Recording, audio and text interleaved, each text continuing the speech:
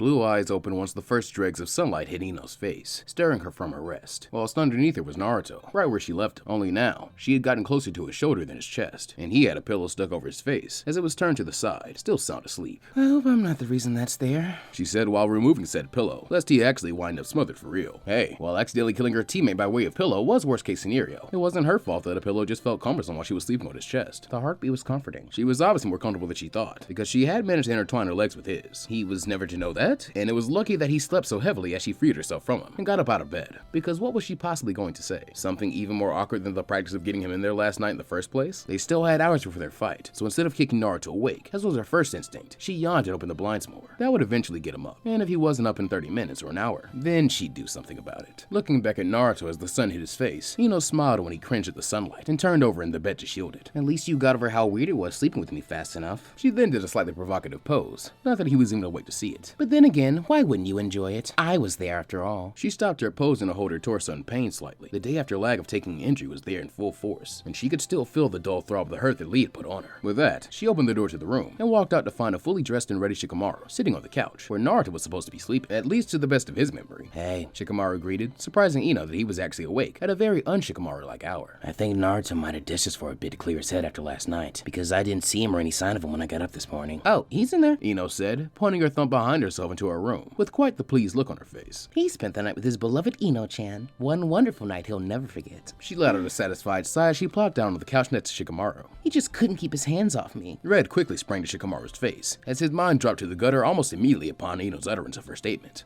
Are you serious? His head slowly turned towards Ino's room, where the door was open, and he could see a lump that was still in bed. Obviously Naruto. You can't be serious. Ino gave him a dry look, while inwardly she was laughing. Well, look around. Goldie-kun's in there. I came out of there just now. There's no way I'm ever sleeping on a couch unless the couch is the best option available. Put the pieces together, Shikamaru. She then added something in an attempt to go for the proverbial knockout. He was a complete gentleman if it makes you feel better. I mean, we're childhood friends like you and Choji, so I know you consider me a sister. But Naruto didn't do anything I didn't want him to do, and he didn't force anything on me. Very sweet and wholesome. That was all true. However, it still sounded very wrong. And that was Ino's intention all along, because it was still about to get worse. It was actually much more comfortable than I thought it would be. I mean, I don't know what people are talking about, saying that the first time sleeping with someone is awkward or weird or even hurts. It was just like we were a perfect fit. And that was all Shikamaru could take before he collapsed on the arm of the couch, with blood dripping from his nose. Nodding to herself for a job well done, a cat-like smirk on her face, she got up and headed to the bathroom to get ready for the day. She'd wake both Naruto and Shikamaru up after she was done, though as she walked back into the bedroom and grabbed her toiletries, she wondered how well the same trick would work on Asuma. The final day of the exams had come, and many vendors and merchants were up bright and early to pack up their things, prepared to leave immediately and return home once the event came to an end. Until then, those that had tickets once again packed the arena, prepared to watch the last matches up close and personal. Those without once again crowded into the main plaza of the village, just outside the arena to watch on the screen out there as well. There's no way I'm losing today's wager, Tsunade chirped brightly, as she and Shizune made their way back into the arena. They had just been to the day before. It's so easy. All I had to do was heap the cash on the Dark Horse team. It'll make back what I lost and then some. Shizune was surprised at hearing that from her master. That means you're betting on the Leaf team with Uzumaki Naruto on it. Wow, Lady Tsunade, I thought you didn't believe in him to win. Oh, I don't, Tsunade said matter-of-factly, getting Shizune to side her lack of logic on the situation. Why bet on someone you don't believe can win? That's asinine. But we're already in the red anyway, so if he loses, we'll just be further in debt. If that team wins the whole thing though, then consider our debts clear with a nice little chunk to go into our pockets as well. The sucker's bet isn't such a sucker move this time. Shizune merely smiled as they made their way to their seats through the rows. I'd like to think they can win. It would be nice for a change, wouldn't it? I thought they were good kids, and they seem to be rather good shinobi as well. In response to her assistant's thoughts and hopes on the matter, Tsunade frowned deeply. It doesn't matter how good they are or how nice it would be for them to win, Shizune. That's not the way things work in this world. The odds are against them here. Even if they win the first one, then what will they do with the second fight? You saw that team. It isn't a bad thing to hope for good things to happen, Shizune said. Tsunade had been like this ever since she had left the Leaf with her all those years ago. It was really depressing most of the time to hear how she didn't think anyone with an actual goal could do it. Or if anyone felt that they could do something impossible, she would just cut into them. There's always a chance. Not hearing anything out of Tsunade, it was evident that the conversation was over, eliciting another sigh from the dark-haired woman. Hidden Leaf Village, Exhibition Stadium. Aside from the wanton violence from Garo and Akari that had ended yesterday's viewing experience, the stadium was buzzing with the possibility of if the last remaining Leaf team could win. The seats were filled again, with even more people down on the field itself with blankets, and the lights spread out, so that they could sit on the ground comfortably and watch. Hanabi was barely able to hide how excited she was, as she was nearly bouncing in her seat, waiting on the fight. Father, do you know anything about Big Brother Naruto? She looked around and thought of something from yesterday. A lot of people seem to know who he is, more than they did Neji. A frown then came over her young face. But they don't really seem to like him either. At least not until the fight started. Her ears weren't terrible in place of her eyes being so good. Yesterday, Hanabi was able to decipher quite a bit of conversations going on around her. Even though there was nothing really definite in what was said. There was more than a few mean-spirited tones of voice though. Naruto's performance in the comeback was impressive enough to win a good deal of spectators over by the end, however. Hayashi would later have to ask his daughter about how she knew Naruto, and what necessarily he had done to get her buzzing about him so much. Until yesterday, Hayashi hadn't even been aware that Hanabi even had any friends outside of the clan, and even they couldn't really be classified as her friends. Yet somehow, she ran smack into Uzumaki Naruto out of the blue, and cheered for him over her own blood. Albeit, Neji wasn't necessarily close to her. Still, she brought up a point that was a sore subject for many. Not necessarily him in particular, but among many others in the clan. Why did people inherently dislike Naruto? This was her question, and he couldn't answer it. It is not my place to say. Hayashi responded to the little girl with a serious expression. It is something of a personal secret that very few are privy to. Very few her age at least. Every adult within a 50-mile radius of the Leaf seemed to know quite well and good about it. It seems as if he's changing the opinion of many, though. The people don't seem to outright despise Uzumaki Naruto as much any longer. Who hates the boss? A bratty male voice said. And wait, did his daughter just growl? She definitely activated her Byakugan on reflex. That much was clear for him to see. They had been sitting by the aisle, and Hanabi hopped right out of her seat, turning up to the steps, and pointing her little finger at the one that had spoken. What are you doing here, Konobaka? Hanabi asked, and indeed, it was the honorable grandson Konohamaru, with Moegi and Udon in tow. Don't tell me you skipped school and snuck in here, and you call yourself Big Bro Naruto's number 2? He'd never excuse that. Oh, if only she knew just what Naruto was willing to excuse and condone. Someone had a little bit more to learn. But Konohamaru jumped to take the bait. I came here because I heard that boss kicked so much ass yesterday that he was gonna do it again today. He took on a victorious look and rubbed his nose. It wasn't really that hard to convince Iruka-sensei that it was a good idea to come and watch today. Moegi got close to Konohamaru's ear to whisper to him. But Konohamaru, yesterday at the end of class, you held onto Iruka-sensei's leg, and then you almost started crying in the middle of the classroom to get him to take us all here for the end of the contest. Konohamaru sputtered and was only thankful that Moegi had been quiet enough to keep Hanabi from hearing that. And then he saw her smirk, because her Byakugan was on, and she could clearly read lips. Who is this girl, Konohamaru? Udon asked, pointing back at Hanabi, who had turned her Byakugan off, due to just wasting chakra at that point. The scoundrel apprentice of the boss, Konohamaru shouted, stepping forward and shaking a fist at Hanabi. She doesn't even know any of the boss's secret techniques or anything, and she thinks she's his number 2. At this point, Hayashi could only raise an eyebrow at Hanabi's ongoing interaction with these random kids. Once again, he had to wonder how on earth she managed to meet them. Or at least, how did she meet Konohamaru, since he was the one she was arguing with? I am not a scoundrel apprentice, Hanabi replied haughtily. And you say Big Bro Naruto has taught you his secret technique. He obviously hasn't taught you the good one. Her eyes filled with admiration as she remembered the force of Naruto's jutsu that hurt her eyes, and how Konohamaru most definitely didn't know how to do it. Yes, he was most certainly magnanimous to keep such a jutsu out of the hands of those that would abuse its awesome power. He has more wisdom than to teach such a powerful jutsu to an oaf that would use it in the street to harm innocent bystanders. I am not an oaf, Konohamaru disputed. Take that back. He made to walk down the steps, but missed the placement of his foot. He would have fallen down the stairs had he not been grabbed by the back of his scarf and lifted into the air. He breathed a sigh of relief, but paled when he realized who was holding on to him. You thought it was okay to just run off from the classes, Konohamaru, Iruka said, holding the boy up with a look on his face that promised that repercussions were going to be paid soon. You can't just run up into the stands and bother others. You're representing the class and the academy when you pull stunts like that. He rode the bridge of his nose as a stress relief. Honestly, I didn't figure I'd ever have anyone near as troublesome again after Naruto graduated? Konohamaru offered hopefully, getting nods from Moegi and Udon, who had also heard Naruto tell them of the things he had gotten up to when he was their age. Iruka gave Konohamaru a shake and a stern look. I brought you here so that you would all pay attention and watch what could be you one day if you work hard enough. These are all genin out there fighting. That's what you'll be once you graduate too. And if you're talented enough, you could even be the next rookies to make it into the exams. Now, back with the rest of the class. And if I had to look for you again, you don't want to know what I'll have you do. Despite the speech, Iruka was pretty much going to take his class anyway as a surprise, because he had really wanted to see Naruto on the first day. Scheduling wouldn't allow him to do so. And then when Konohamaru started the desperate begging yesterday, the other teachers thought it would be a good idea to tag along and take their classes too, all of them. So the entire academy was out on the field, watching the exam conclusion. It was gonna really be hell watching over those little bastards for too long if the matches didn't start soon. Oh, the joys of teaching. Excuse me? Iruka's attention turned towards Ayashi as the man remained in his seat, unaffected by the argument between the kids. Iruka focused towards him, as Hanabi sat back in her seat next to her father. Yes, Mr. Hyuga, I apologize. Konohamaru is a little something of a troublemaker. He cleared his throat before speaking again. I hope he didn't cause too much trouble. It's fine, Hayashi said, looking at Hanabi. I believe it was just as much Hanabi here, as much as it was your student. Hanabi had to fight hard the urge to pout at getting in trouble because of Konohamaru. And I also believe it's about time she enrolls in the Ninja Academy, so that she can learn to interact better with others. Hanabi stared wide-eyed at her father. Was he really going to finally put her in the academy? That would have been great. She wondered why it had taken so long in the first place. She could have been enrolled at the end of the last semester. Iruka nodded and looked down at Hanabi, giving the little girl a smile as he kept speaking to Hayashi. Of course, I don't think that will be any trouble at all. If you don't mind stopping by the academy after the exams are over, we can get most of our paperwork and things handled then. I hope you're in my class, he finished to Hanabi before excusing himself to make sure Konohamaru was headed back down to the field and not bothering anyone else in the crowd.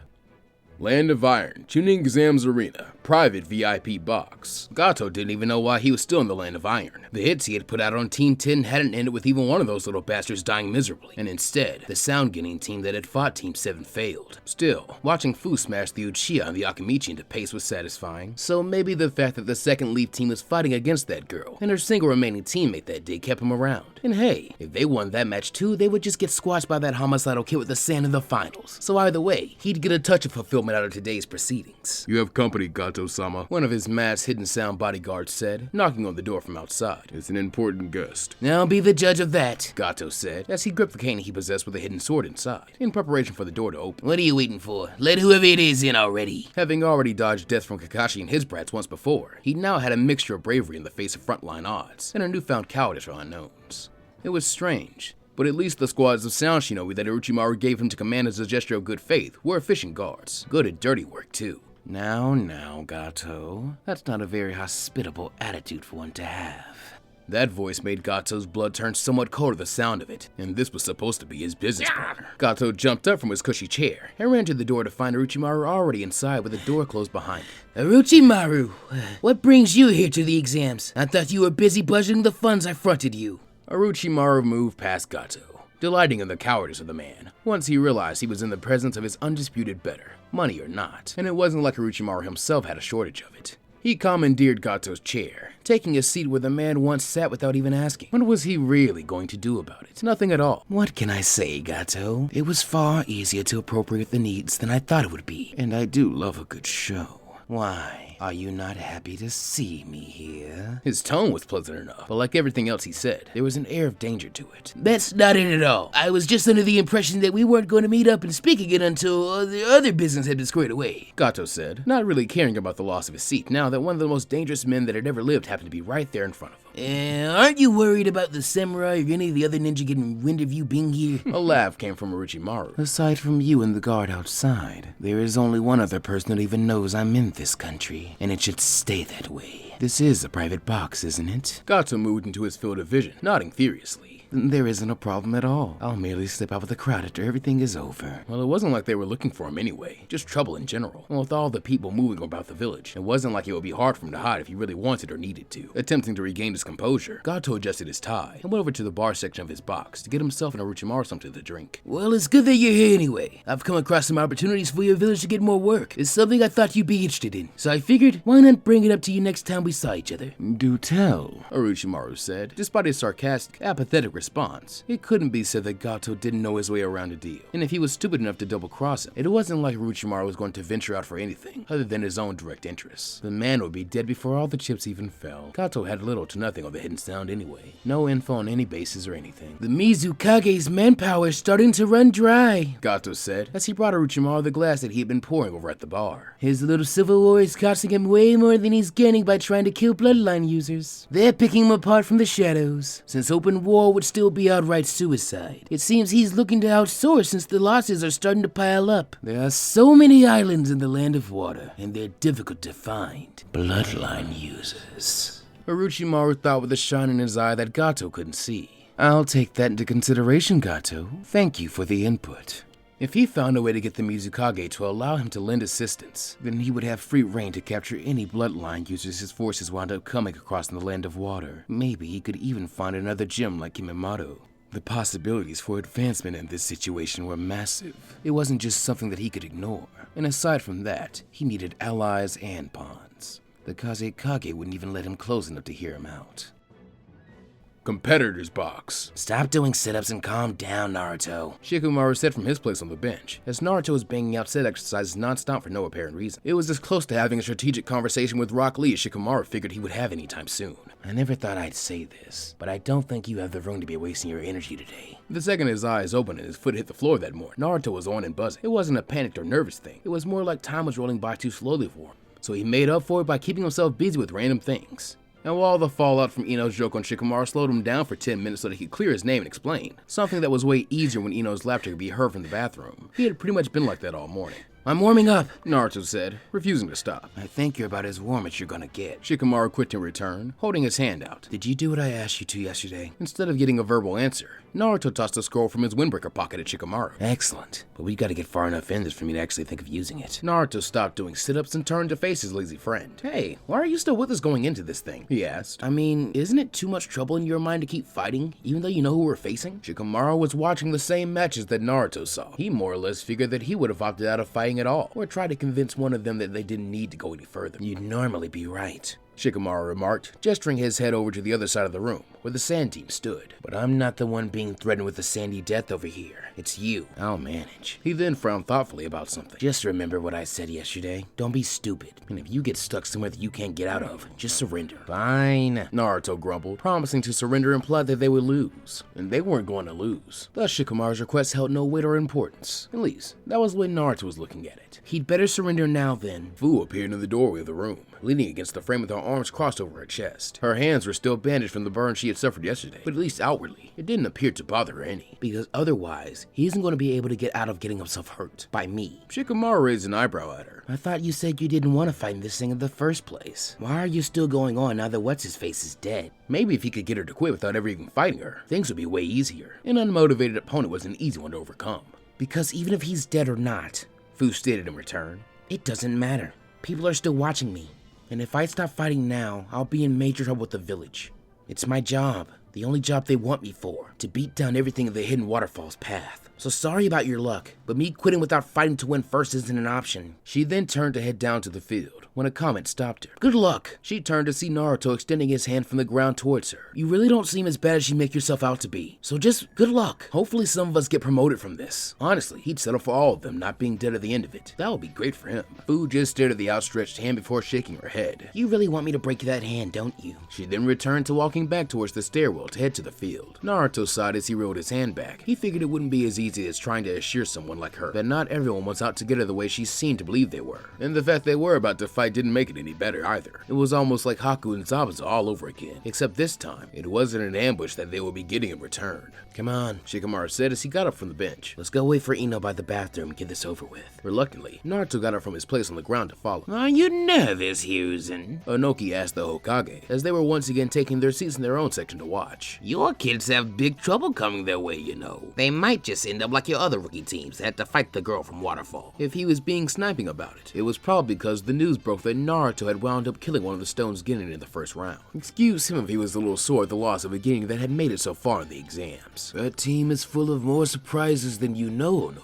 Hiruzen replied cryptically, with an even expression on his face. If I were you, I wouldn't bet against them just because of the girls' past performances. None of the teams Konoha managed to get to the finals are the same. Still, same or not, Waterfall has more or less smashed them all. A commented, scratching his chin. For being so young, their Jinchuriki is a very talented fighter. She wasn't as strong as him, but that wasn't a good comparison. He had decades to get himself to the peak of physical strength the hard way. She did not. And being the Seven Tails Jinchuriki took one very important thing away from her growth and development as a direct fighter. Something needed to become a truly elite hand-to-hand combatant. It doesn't matter in the end, though, the Kazekage said, sounding rather pleased with the ending turn of events. No matter who reaches the final match of the tournament, they will be unable to overcome Gaara. He's the Hidden Sands prize shinobi, our secret weapon. Yeah, they could all tell that resources were pumped into making Gar powerful. By resources, it was more accurate to say the one-tailed beast Shukaku of the Sand. If Suna didn't have a boost of business after this exam was over, there was something wrong with those watching. What in the world did you do to that boy? Anoki asked with a raised eyebrow. What I thought was needed, was the simple reply from the Kazekage. The bastard daimyo wants to cut our budget. He'll come crawling back after the victory today. He looked towards Hiruzen. I sincerely hope your Leaf team wins, so the final victory comes with a village he outsourced work to. That is the exact outcome that I would prefer. Hiruzen knew that was directed at him, but when work was sent your way, would you turn it down just because another village would have been more convenient to take it instead? He had a village's well-being to look out for as well. But this was why unified tuning exams existed, to vent issues between villages relatively safely, and to attract attention from all possible clients. In other words, the entire spectacle was one big international pissing contest. Hiruzen wouldn't even bring up the fact that Gaara, Kankuro, and Tamari had the inarguably easiest route to the finals period. It would make it that much better if, when, Team 10 found a way to win. Hey, even though he was a wise old man that wished to end conflicts without bloodshed, he still had his will of fire, his pride, and pride in his ninja, and this was a rather controlled environment for settling issues. He'd get diplomatic over the whole outsourcing issue later. If that's the matchup that you desire, Lord Kazekage, then I'm certain my Genin won't disappoint you, Hiruzen said, putting his pipe to his lips before lighting it. If your children are really that talented that you are certain of them, then you'll understand if I feel the same way about my own young shinobi to overcome these odds.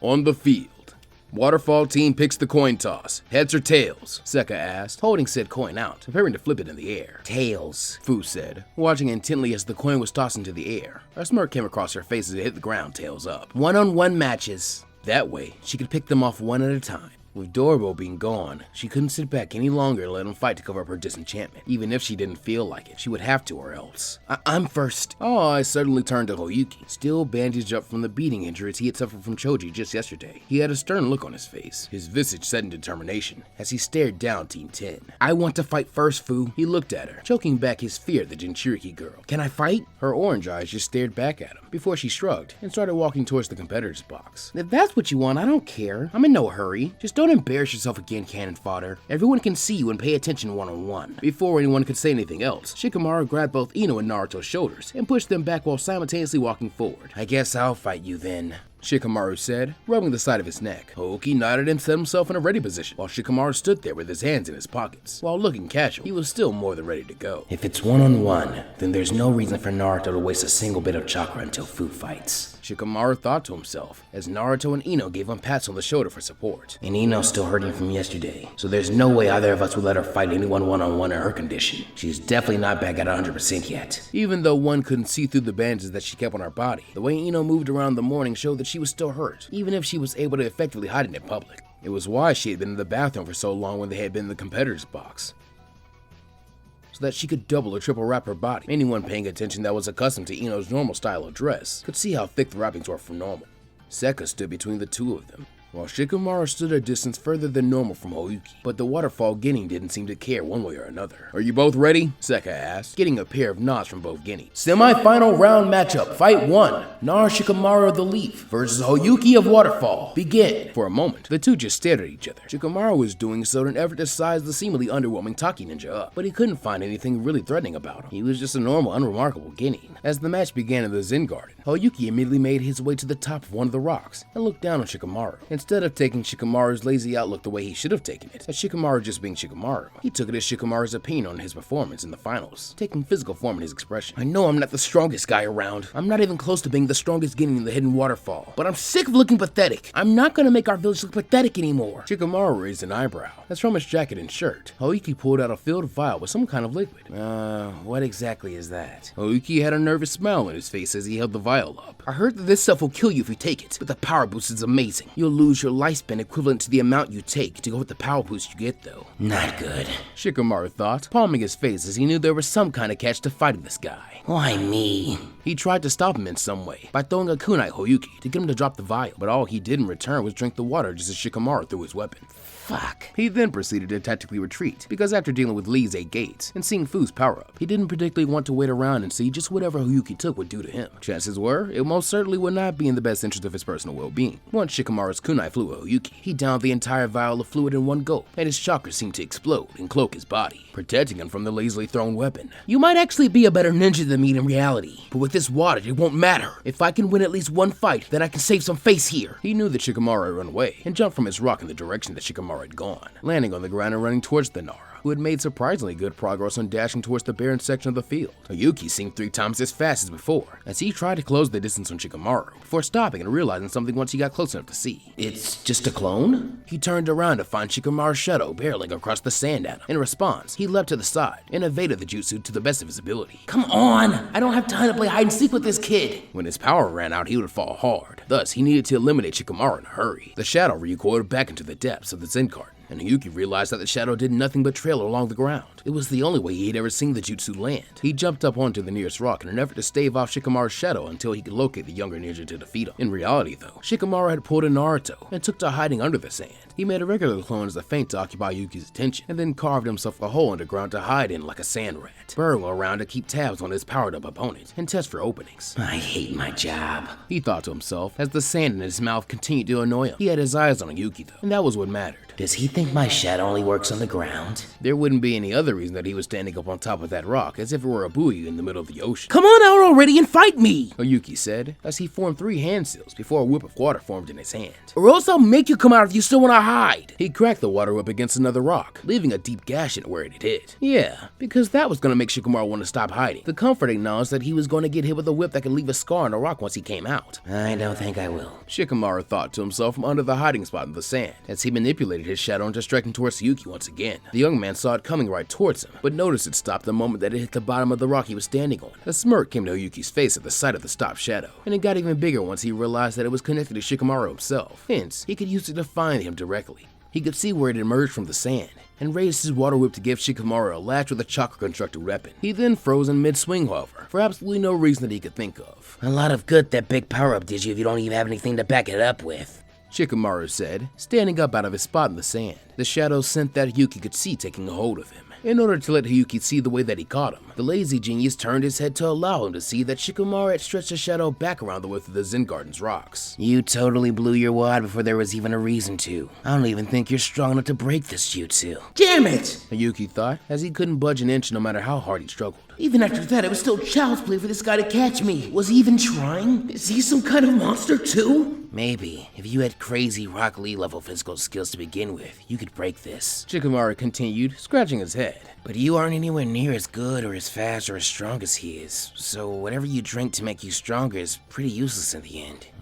Maybe I should've let Naruto fight you instead, or Ino. Either one of them could have beaten you too. Probably faster and easier than I did. Like fading adrenaline, Yuki's power boost from his water eventually died down, and the only thing keeping him on his feet was Shikamaru's shadow. Despite this, the Nara bounced on the balls of his feet, forcing Yuki to do the same on top of the rock he was standing on. He then proceeded to boredly, cruelly, dispassionately jump directly up into the air as high as he could, before dropping face down into the sand. Yuki was not as lucky to hit sand, instead smashing his face against the rock. Shikamaru retracted his shadow and pulled himself out of the body-sized sand angel he had made for himself, sputtering and spitting grains. Blah. Troublesome. He could see Oyuki laying face down on the rock, bleeding from the head, motionless. He isn't dead, is he? They did jump pretty high, and he did smash his noggin like a coconut on that rock. Seka rushed over to the down Yuki and decided to call it off. Oyuki is unable to continue. The winner of match 1 is Shikamaru of Konoha. Turning around to walk back towards the competitor's box, Shikamaru spit a glance at Oyuki. Steroid water or not, that was still easy. His eyes then turned up towards where the others were waiting and saw Fu already moving to head down. That won't be. Once Fu moved to take the place of her once again defeated teammate, Naruto wordlessly stood up to relieve Shikamaru. Ino kept her seat, but watched as the two of them walked through the doorway, heading for the stairs. Good luck, Goldie, she said mostly to herself. You should hope he loses, Tamari said, leaning against the wall near her bench. You should get your other teammate to give up, and you should too. If you don't fight Gaara, it's better for you. Let that Fu girl do it. She didn't know how set on killing just Naruto that Gaara was. Maybe, if Fu could get a good fight out of him, it could get him to forget. Two jinchuriki fighting each other would have had to be an intense encounter. I'm getting really tired of you saying that he should just give up, Ino said to the other blonde. Maybe you should be telling Gaara to give up. Maybe you should give up. If we win this match, you'll be in more trouble than you think you are. Tamari frowned, but got up off the wall and walked away.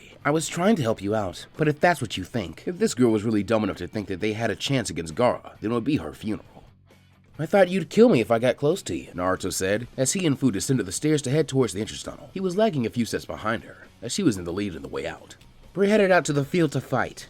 Fu returned evenly. If you're that eager to get a beatdown, then it'll happen soon enough. We'll just see if you're still smiling and hugging onto your little blonde girlfriend after you're paralyzed. You know Chen's not my girlfriend, she's just a friend, Naruto said, glad that Fu's back was to him, so that she didn't see the blush that formed on his face at the thought. And you'd really paralyze me on purpose? She nodded stiffly as they got off the stairs and started walking down the tunnel. That way you can't ever hurt me again. You'd never be a threat. I could just kill you like I was going to originally. If you don't want to live like that though. The way she spoke, it was like she thought she was doing him a favor by giving him a chance in the matter, as if paralyzing him needlessly for just getting near her was a form of mercy on her part. You just surrender and go away, I won't have to do either. That's not gonna happen, Naruto said with a determined lift in his voice. If I give up just because of fighting you, I would give up whenever people that needed me were in trouble. Then do it for yourself, Fu said as if it were obvious. If you really like me, and you really have a Biju inside of you, then the people around you don't know. I can tell. They don't look at you like they look at me, or even that Gar kid. Once they find out, and it's in the open, you'll see where all that helping people in the end will get you. They'll turn on you just like that, she said with a snap. I thought I had people that cared too. The Seven Tails got rid of that. Our kind are destined to live like subhumans. The only genuine contact with others we'll ever get is when someone wishes to harm us. So get used to it, she said as they started walking out from the tunnel and onto the battlefield. As they walked out, Shikamaru and Naruto stopped in front of each other. So, Shikamaru said in greeting. You sure you want to fight her? Do you want to do it instead? Naruto replied glibly. I'd rather not, honestly. Was Shikamaru's immediate answer. He didn't even want Naruto to do it, but it wasn't like Naruto or Ino would just quit, especially Naruto. But if you're gonna go ahead and do this, remember what I said. Naruto nodded and walked on ahead, rolling out his shoulders as a method of stretching out. I won't forget. Shikamaru then watched him take a few steps out into the field before turning his own attention to getting back up to the competitor's box.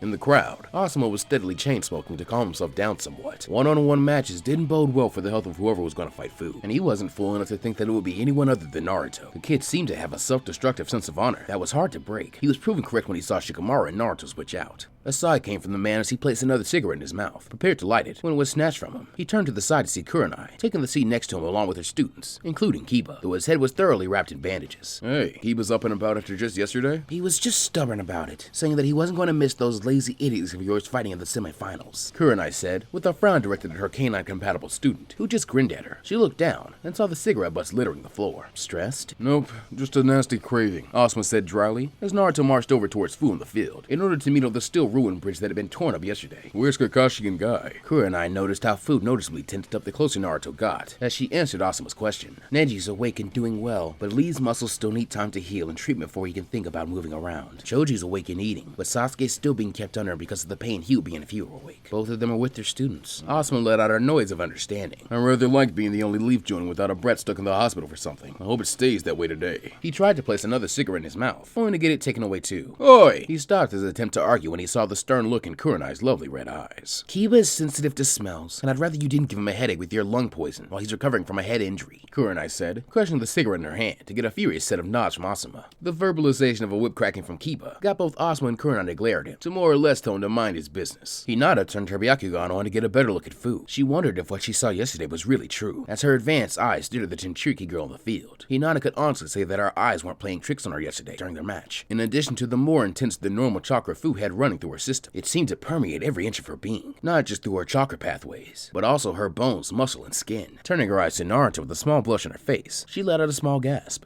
Naruto-kun has more chakra than anyone I've ever seen before. She had never actually tried to look at his chakra with her Byakugan before. She just rarely used it to get closer looks at him from further distances, or to try and see him through objects, in the couple of times she had observed him in the past. Is that normal, Kurenai-sensei? It can't be, can it? She asked as she turned her jujutsu off. It's normal for him, Kurenai tried to explain away, without itching for the sake of Naruto's privacy. It wasn't much of an explanation, but with the fight about to begin, it would probably do for the time being. Hopefully, she would forget about it. Naruto himself ain't normal though, Kiba said, getting a bark from Akamaru in his lap.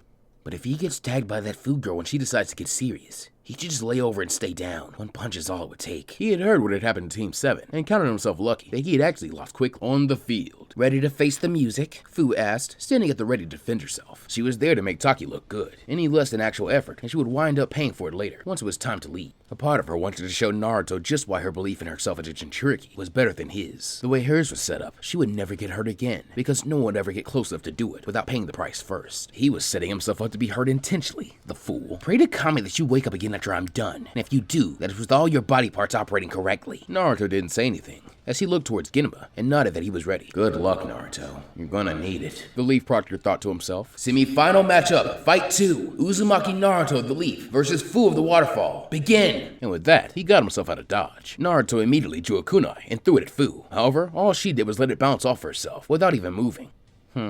You're stronger than I thought you'd be. A little harder than that might have even hurt. After speaking her piece, Fu grabbed a large chunk of concrete from the ruined bridge and chucked it at Naruto. Why did that look so easy? The blonde thought to himself frantically as he jumped to the side to dodge it. It plowed into the ground, preceding Fu moving him to deliver a haymaker for a punch. Naruto ducked it in time and felt the wind from the heavy blow pass over his head. Almost as a reflex of retaliation, Naruto returned immediate fire with a punch to Fu's stomach, only to find that his fist did not sink into her torso like it did for pretty much every other person he had ever hit in his entire life. Still didn't hurt, Fu taunted, before grabbing Naruto by the back of his windbreaker and lifting him over her head, choosing to throw him off to the side, tossing his body against the railing of the bridge that wasn't ruined. The grunt of pain that came from the boy once he hit the rail prompted her to attack again. Naruto saw her coming at him and moved just as she punched the concrete rail, instead of obliterating the whole thing the way Naruto had been led to believe she would. Fu simply cracked the concrete with the force of her fist. That was weird. He thought she would hit way harder than that. What she did to Choji and Kiba pretty much made him think so. He quickly got himself a few feet of distance from Fu, sick of trying to do any damage to her with taijutsu. It just wasn't going to be that easy for him. Not with her. A growl came from Naruto's mouth with a somewhat smug look on her face, so there was no such thing as a feeling out process when it came to her, even if she wasn't as strong as he thought she was at first. A punch from her was a showstopper to say the least, so no fancy tricks today. If Fu retaliated while he had a hold of her, he was going to lose something important. Fine. Enough messing around. Multiple shadow clone jutsu! In the blink of an eye, the bridge filled with clones of Naruto on both sides of the bridge surrounding Fu, from the front and the back. He noticed that her eyes widened to an almost alarmingly dangerous extent, and thought that he might have made a mistake. Get away from me! Fu yelled angrily, as her first instinct was to mercilessly batter the first thing she could reach, not stopping for a moment, as she smashed her way through shadow clone to shadow clone. When Fu started violently lashing out at his clones, beginning to defeat them brutally by the droves, with nothing more than her hands and feet, and without even being attacked first, he knew for certain that he made a mistake. Naruto's shadow clones began fighting back after initially being overwhelmed by Fu's sudden outburst. No one he had fought before had ever just begun to attack his clones after he created them.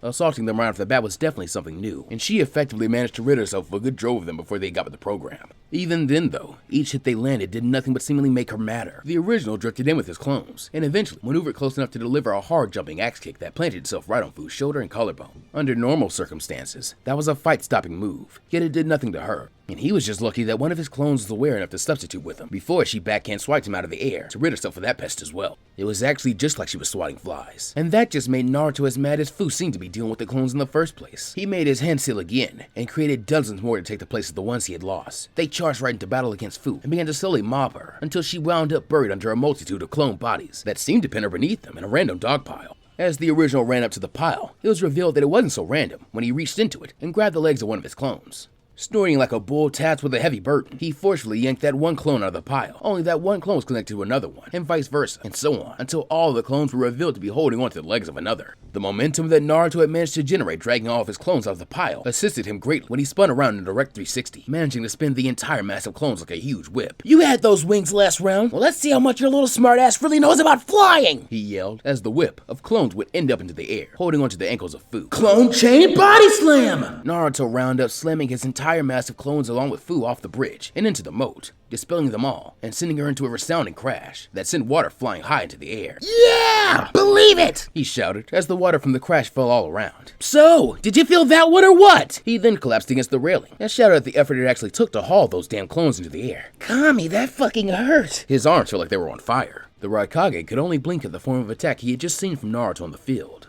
Well, that was unique.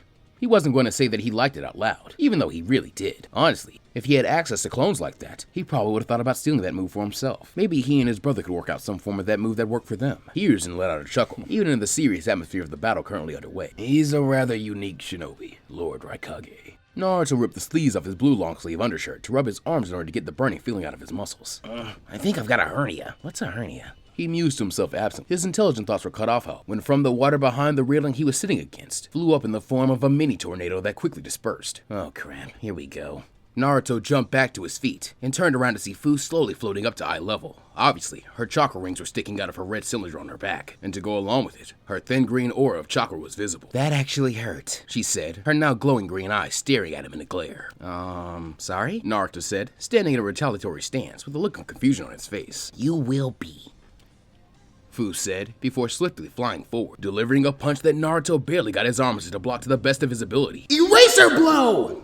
The only thing that saved his arms from being shattered on impact was the fact that in an effort to avoid full contact, he jumped back. So instead of taking the piston motion of her time punch moving forward, he merely wound up taking the extended fist. But that was still enough to send him flying off the other side of the bridge, skipping his body off of the surface of the moat like a stone. He rolled on the surface of the water and stood up wanting to try and mount a counteroffensive, but Fu was already flying at him again. A quickly formed clone proceeded to shove Naruto directly under the water, just before Fu could slam into him, taking the heavy shot for its creator. Fu flew into the air and made a few diving passes like a hawk trying to catch a fish. But she hit nothing. Naruto had tried to dive too far down in order to escape her. That was fine though. She would wait him out for the time being. He had to come up to breathe sometime, and when he did, she would finish him. She believed that right up until Naruto rocketed out of the water like a missile aimed directly at her, holding onto his machete. She didn't know if her emotionally dependent defense could stand up to a blade coated in the wind chakra, and she didn't want to find out as she dodged the flying Naruto. Shortly thereafter, more and more Naruto started flying out of the water in the same manner right at her, and like a good moving target, Fu evaded the bladed clones to the best of her ability. That wasn't the end of the attack though, because all those clones had to come down. The original clone came down trying to slash at her, and missed, landing back against the water, dispelling on impact. This was just a feint, however, as with her focus diverted, all the aerial clones began spinning their machetes by the chains, aiming directly at Fu with the fan-like motions to unleash a propeller burst splitter! The Windblade Cyclone spun towards Fu, too close to run from, and too near each other to evade with tactical dodging. Thus, she crossed her arms in front of her face and body, surging more chakra into her defense as she took the attack. Her clothes started to show the damage, getting cut up by the blades of the jutsu, but her actual skin received no significant cuts. The worst she received turned out to be light abrasions.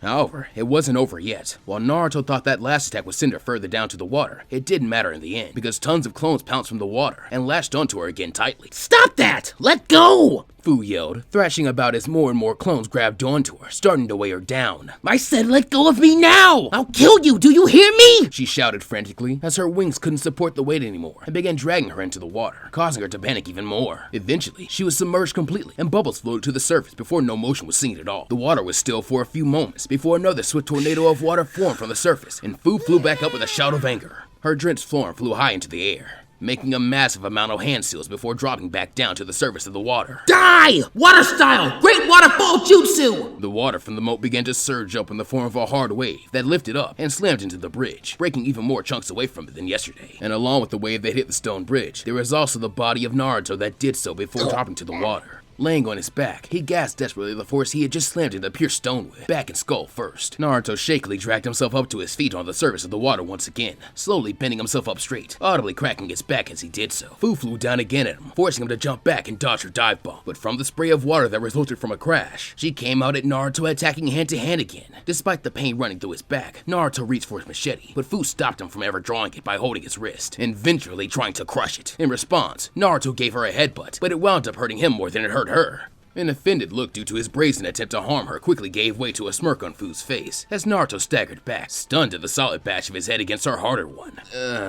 Naruto shook the cobwebs off and placed the bottoms of his palms together to prepare for an attack he hadn't attempted to launch yet. He charged back forward at Fu, but in her Seven Tails Jinchuriki chakra enhanced form, she was faster than him and smashed him hard to the side, sending him into the wall of the moat. He dropped from the wall to his face on the water and floated there for a moment. Right, if she won't let me touch her, I can't hit a kick impact. There was no rest for the weary though, as Fu grabbed him by one of his ankles and held him upside down in front of herself. A sneer broke out on her face, and she slammed him against the moat wall, cracking it with the force she did so with. Fu placed her forearm underneath Naruto's chin, pinning him there by his throat so she could get a good look at him. He tried to pry her arm from his throat, but she was still strong enough to hold him in place. She held him there tightly by his windpipe in order to systematically deliver punishment to him, starting off with a hard punch to the body that immediately had him coughing blood. Still wanna be close? She asked rhetorically before slapping him hard enough to actually draw blood again as it echoed around the arena. Still think I'm not a bad person? Naruto's eyes were starting to flutter. Fu was steadily choking him in addition to the slow amounts of spirit and body breaking abuse she seemed to be putting on him. Before his eyes could shut completely, Fu grabbed his goggles and pulled them out, snapping them back on his forehead and slamming the back of his head off the wall. Wake up, she said with a snarl. I didn't say I was done yet, did I? You were doing so well with your little tricks and surprise attacks. Don't you have anything else? Fight me like you mean it, damn it. Fight me like a monster, Fu demanded angrily. Prove what you said to me is true, and that you're not just some lying loudmouth faker. She unleashed a booming punch in his stomach again, causing the crack in the wall to spiderweb further. Shikamaru wasn't looking directly at her, but in his peripheral vision, he could see Ino's hands gripping the rail in time with every punch that Fu hit Naruto with. He couldn't say that he blamed her either. Naruto had already been hit more than anyone else they had seen Fu fight before, and it didn't necessarily appear as if she was going to stop anytime soon. Shooting the exam promotion or not, neither of them said a word to each other as they continued to watch. Come on, Naruto, Shikamaru thought to himself. I never thought this was something I'd ever have to hope for. But if you've really got the Nine Tails in you, then now would be a great time to call it out the way Fu is with her Seven Tails. Don't let her pummel you like that, you little quitter! Asuma yelled as he jumped to his feet. And don't just sit there, get your ass free already! He was about to jump down there himself. Naruto might be a jinchuriki too, but he doesn't have a good handle on the Kyuubi's chakra. He hasn't had any time to learn anything about it. As far as he knew, Naruto didn't even know how to control it. You screwed up hard, Dad. What did you expect? He'd never have to use it? Hinata couldn't watch Naruto take the abuse from Fu anymore, and turned towards Kurenai to take her eyes off the fight. Fu had pummeled her too in the first round, so she had no idea how Naruto was taking it. Shino didn't visibly react, but he also had no idea of what it felt like to get beaten up like that. Kiba, though, was watching intently before Akamaru whimpered in his lap. What's wrong, boy? Akamaru whimpered out a response to his master that got Kiba to widen his eyes. Really? The boy turned towards everyone else to relay the message. Akamaru says he smells a really nasty chakra. Something isn't normal, and it's really strong, but it's not from Fu either. Asuma and Kurenai's eyes widened at the feeling coming from the battlefield. Compared to the original sensation, it was muffled and muted beyond all reasonable comprehension, so it wasn't nearly as oppressive or paralyzing as the first time they felt this. Still, though, it was clear to them what the power was. One didn't need to be a sensory type to understand it. Kurenai turned to Asuma with a questioning look, as if to ask, is that what I think it is? Asuma gave her a firm nod in return, and turns his attention back to the fight. Come on, kid. Kick her ass already. Fight! Crack. Fight! Crack. Fight me, you little bastard! Fu was about to punch him again when she saw an orange aura start to emerge from his body, and she let her arm go limp to speculate until she realized what it was. She let out a satisfied chuckle before cocking her hand back to punch him again. Now that's more like it, she said, before attempting to punch him again. Said punch never found any contact with Naruto, since he caught it in his hand, which seemed to have claws go right before her eyes. A growl violently vibrated the forearm she held against his throat, and she looked into his face again to see that his eyes were red, his whisker marks were thicker than they were previously, and his canines grew sharper as he growled at her. Perfect Sage hits harder than you do! Naruto's feet planted themselves against Fu's torso before he pushed off hard, kicking her into the other wall hard enough to crack that one as well. In response, Fu glared at the growling Naruto, and the two rushed at each other, delivering punches to each other that sent them flying back into the walls again. Fu was surprised, due to the fact that she knew that an attack from Naruto in his current state would hurt. This would only make her natural defense tougher though, and it still hurt. The bruise on her cheek was evidence of that.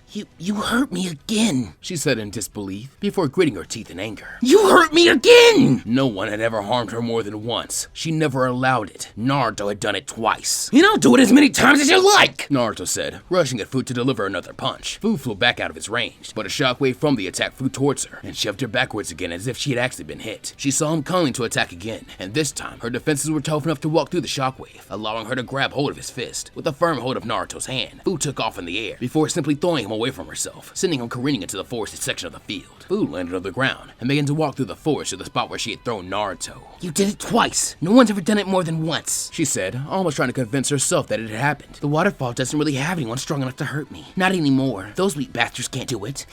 Our village leader is a damn tuning level ninja to boot. You know that water Huyuki drank? That's their trump card. It's more useful when the person that drinks it is strong. But without it, they can't stack up to the other real hidden villages. A swift motion to her side gave way to Naruto leaping out to deliver a punch to her again. This time, Fu caught it in her hand. Nice story, Fu, Naruto said, struggling against her rather crushing grip. Does it have a point? It does, Fu said, as she grabbed Naruto by his face and threw him backwards into a tree hard enough to crack it. The point is that getting or not, I'm technically one of the strongest ninja in my village, period. Naruto let out a gravelly chuckle as he leaned against the tree. That wasn't as hard as the other throw that you just did. His eyes looked up at Fu, shining with mischief. Your powers drift back and forth, don't they? Between really strong and barely existent. He pulled himself off of the tree, as even more chakra blazed around his body like fire. If you're in control of a fight, you get weaker. That's why you didn't kill me when you had me caught, because you couldn't. A frown came over Fu's face at hearing Naruto try to break down her abilities. He wasn't that far off at all. If I'm in control of the fight, I don't need the extra power, do I? Another chuckle going from Naruto didn't improve her mood. What's so funny, kid? Powers or not, you're not on my level. Who says you're winning, though? Several machetes flew up from a formation, all surrounding Fu. She gasped at the sight of the flying melee weapons and tried to cover up like before when his clones assaulted her with their combined ninjutsu. But this time, the steel plus the wind was something she didn't have the time to react to, and they cut her thoroughly in the places where they made contact. Fu stood in place, still covering up and shaking. The wounds on her body began to bleed, but if one were paying attention, the injuries she received were nowhere near as bad as the one single gash that ended up taking Hasashi's life on the first day of the tournament. Naruto and his clones dashed at her in an effort to try and take advantage for a momentary shock, seemingly getting caught off guard. But the reason Fu stood in place without moving wasn't merely because of that. Again. He did it again. This is 3 times already. He keeps getting to me. All those years, no one ever even got to touch me. And this brat keeps on hurting me. If even now, after everything I did to be tough, it doesn't work. To keep everyone away from me, why does it keep happening? As the QB-enhanced Naruto clones closed in on her, Fu threw one punch at that Naruto that she knew was the original, and it hit him flush, sending him rocketing through the woods a distance away. Fortunately, his body avoided hitting any trees, because he would have crashed right through them if he had. He felt nothing but fire in his chest, as he could feel his ribs healing in a hurry. He tried to tell her before, but she didn't believe him. He could recover from anything other than a fatal wound. In his current state, that time of recovery became nothing short of unthinkable. Getting up to his feet, he staggered lightly as the sound of Fu trying to decimate his clones rang out freely through his ears. Elsewhere in the forested section of the field, he could feel the last of his doppelganger's spell, and in time with that, Fu yelled again that she would definitely hurt him worse than he hurt her once she found him. You coward! She accentuated her insult with the angry uprooting of a tree that she chucked into the air. But healing or not, he was still losing a head-on fight, and he wasn't dumb enough to believe that he wasn't. He just couldn't dole out enough punishment to bring her down. She was getting madder and madder, and she seemed to be getting stronger as she did. With that in mind, he sat down on the ground and took a deep breath. It was simple. She just had more experience with her jinchuriki form than he had with his. This was his first time ever being aware while using any of the Kyuubi's chakra in combat. The ease with which she slipped into her own for use of the Nanabi's chakra showed experience in doing so. I see you, Uzumaki! Naruto looked up to see Fu flying down at him from above the trees surrounding him. He quickly moved as Fu dropped to the ground and smashed it with the impact of her body. Once she realized she missed, she flew back up to catch up to him and try again. You can't hide in this place for long, leaf ninja or not. She was right and he knew it. The trees weren't as big of a tactical advantage against people from most villages over others. But he wasn't planning on hiding for long. He just needed to stay away from her long enough. This can work, but it's only gonna work once. At least no one can really see well into the woods to find out what I'm doing. He fished a single scroll out from his windbreaker and slammed it on the ground straightways before beginning to run in a very wide circle. After going a good distance, he slammed another scroll down the same way. Without Fu's level of experience, I'm not gonna win a shit up with demonic chakra. It didn't take Fu very long to pick up Naruto's trail. As he slammed the second scroll down, he felt her buzz past him, nearly missing him with a flying attack. Unfettered by her missed attempt to attack him, he was free to move along to one last spot where he slammed a scroll down prior to Fu barreling into him with her entire body, lifting him off the ground. He wasn't dumb. He was well aware that this was exactly what happened to Sasuke just before Fu finished him the last round. Much like Sasuke, he could barely move his arms at all, but he was able to still struggle unlike Sasuke yesterday. Fu was strong, absurdly so, but she was also completely confident that he was trapped. With that, she flew directly up into the air, also just like yesterday. I'm gonna give you the same fair chance to live that I gave the other kid. You're supposed to be tough, aren't you? You can take it. With that, Fu turned them upside down and let them fall towards the top of the trees before letting Naruto go. Eraser press! There was one move that Naruto knew he could do, and hopefully, it would be enough to keep him from dying namelessly on an arena floor in samurai country.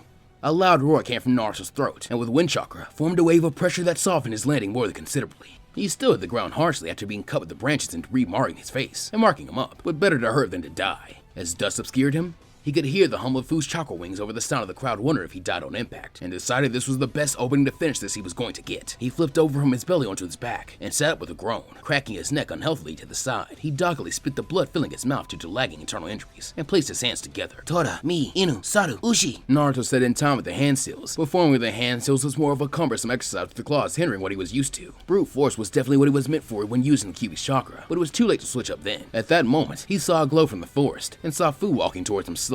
Damn it. With nothing more than the formation of the ram seal, the green chakra around Fu's body turned into a translucent beetle-like shell that covered her. You're tough, but you aren't going to get back up after this. Her wings fired up one more time, and seemed to be building power behind them to charge into Naruto with her intense green chakra shell. You're fast too, but you can't beat the speed of flight. From 3 minutes to 15 seconds, and Fu had given him the 15 seconds he needed to charge the jutsu. Yeah? Well, you can't beat the speed of my hand signs. Chakra disabling seal!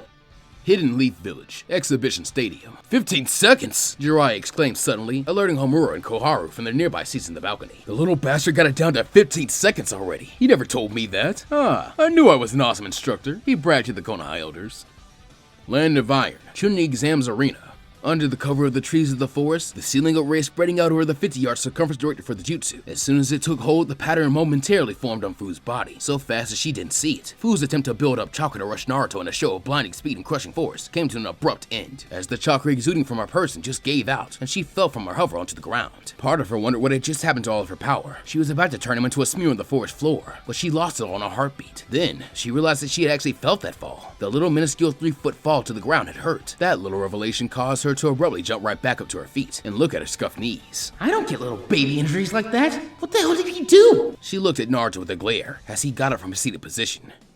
Nine-Tails chakra no longer rolling off him either. What did you do? No chakra, Naruto said plainly. There's no more chakra for either of us to use to fight. All of it's just rolling through our pathways. That's it. It isn't doing anything else. Fu bit back a gasp. That meant that the coating of chakra that covered her body normally, as the Seven Tails' natural method of empowering her, was null and void. You can't do that! How are you gonna fight me without any chakra? I don't need chakra to fight, Naruto said with a shrug. It was true. None of his physical training really involved chakra, so all of his strength was his own. Fu couldn't say as much at all, but the lack of chakra also stopped Naruto's healing, and he was fighting the urge to hold his torso at the moment, because he hadn't had enough time to recover from Fu's crushing bear hug grab from moments before, on an area that had been taking Fu's full measure of offense all fight long. Naruto started walking towards Fu, who was trying to get the normal feeling of her chakra back flowing through her skin to feel safe. Almost in a panic, she was trying to draw upon any dredge of chakra she could find at all. Sadly, she was getting nothing. Not having her special jutsu to protect her was something she hadn't felt in over 10 years. By then, she noticed that Naruto was within 5 feet of her. Get away from me! She shouted as she threw a punch that hit Naruto right in the jaw. She smirked at getting such a clean hit until she realized that he had only taken one step backwards. He had allowed her to hit him, mostly due to the fact that he really wanted to see if he had been right about turning the chakra use between them off. Without chakra on, Fu didn't even hit harder than Ino did. She never had a choice but to train with her Biju's technique on. There was never an option of even fighting without it. A red bruise formed on his cheek that was going to stay there for a while, but he kept walking towards Fu as she started backing off. You're powerless, aren't you? You can't fight like this. I said get away! Fu punched him again, and it snapped his head back, but just like that, he looked right at her again. I can't even hurt him?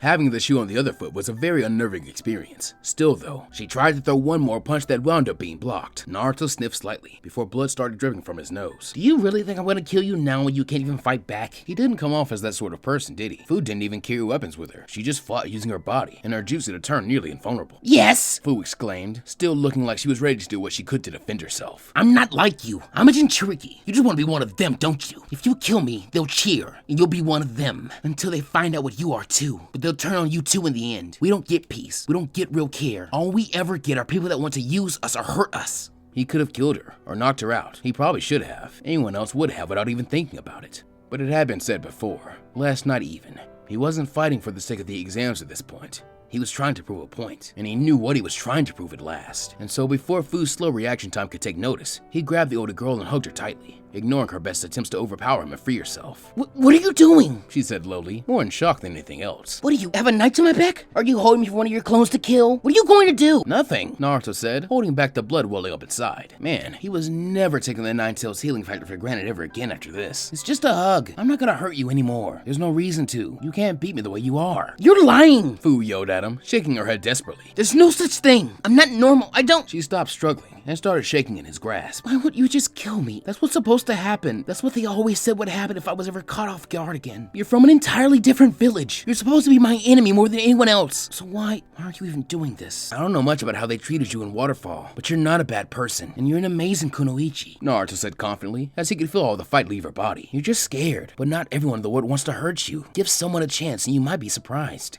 The way he was speaking was earnest, as he tried to steady his own standing body with hers. I know I was. Stupid kid, Fu muttered, without much malice in her voice at all, even though she tried to dress it up as such. I'm not weak. I don't need anyone. Being alone made me strong, she said as if it were a repeated and practiced statement. Did it make you happy though? Naruto could feel Fu stiffen, showing that what he had said struck a chord. When was the last time you were actually happy? I don't think it was when you were by yourself. Tears came to Fu's eyes simply thinking about it. Just shut up already. Shut up and go away. She finally managed to push Naruto away once he let go. What would you know about it? She slumped against a tree and sank to the ground, hiding her face in her hands. Holding his ribs, Naruto took a breath to bite back the pain rolling through him. I know that it sucks being by yourself, and for a long time, it'll be hard trying to find someone that you can trust. But when you do, I promise it makes everything better. Just don't give up, alright? You're better than that. I promise that it'll be worth it in the end. You can find someone like that. He wasn't going to hit her again. Not now. That would be needlessly adding injury to insult, especially once he actually heard her sniffle. Go away. She wasn't getting up, and there was no threat behind her words. He didn't have anything more to say to her either, so he just started walking away as she requested. At that time, Genma walked through the forest towards them, and saw Fu on the ground and Naruto standing and walking away. What's going on? Are you quitting? Naruto looked at the proctor and shook his head.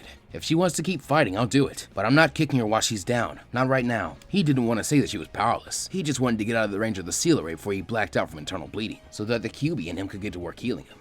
Genma just looked at Naruto walk away and went over to Fu, staying out of the range where she felt uncomfortable. Are you gonna fight, or are you just gonna sit there? Uzumaki said he's still ready to roll. Genma wasn't stupid and could tell that Naruto was most certainly not ready to roll, but he hadn't quit fighting, despite being healthier. Fu looked worse off than he did. If you want to keep going, you've got to show me something here. Fu just kept silent, before looking up at Genma with puffy eyes, tear stains on her cheeks. I'm done. Her drive to fight was always shaky at best. Now she was powerless, and the person that had the clearest opening to rip her to shreds and cut her to ribbons, clearer than anyone ever had, turned down the choice to actually do it, when anyone in Tokyo would have jumped at the chance. Are you sure? Genma asked again. He couldn't feel a scrap of that overbearing power she had before, so the kid must have turned it off somehow.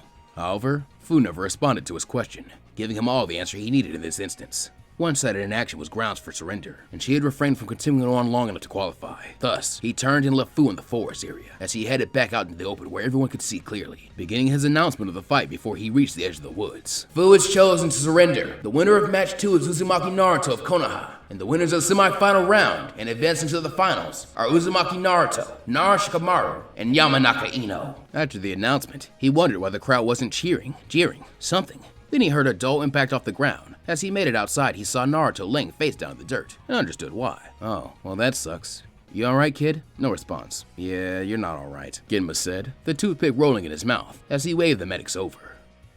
Hey, you're not a genius. Who cares? Read this, and you won't suck at Sealing Jutsu by Jiraiya. Live like a winner. There are 2 excellent ways to get yourself hurt on the battlefield. The first way is to step into a fight thinking that you're definitely going to get hurt. This mindset, which for easy reference we will call the pussy mindset, is usually due to a severe lack of confidence. And although I don't exactly know why, your prophecy will usually become a reality. The second way to go into a fight is thinking that there is no possible way in hell that you can get hurt. This mindset, which for reference's sake we will call the king of crazy oh my call me what's wrong with this idiot mindset, is usually a byproduct of a bloated confidence. And personally, I've seen too many of these overconfident idiots get toted away in body bags. No matter how good you think you are, there is always someone out there that can kill you. As a ninja, for the sake of your longevity in the career, try to be somewhere in the middle. Realize that there is always obvious danger in what you do, and map out the quickest route to a hospital with a medic named Tsunade, or really any doctor not named Jiraiya, or just invest in some basic field medicine skills. Don't dwell on it though. Dwelling on it is a sign that you need to rethink your job, until you start puking your guts out before any important mission or battle. It's not really a big deal to have some butterflies in your stomach. It's completely normal. Jutsu list. Clone Chain Body Slam. A rank ninjutsu. Offensive. Naruto creates a huge number of shadow clones, with the clones piling on the opponent. He then grabs one of the clones and pulls them out one by one. The clones proceed to latch onto each other, forming a chain whip in order to slam the opponent down on the ground. End of chapter 29.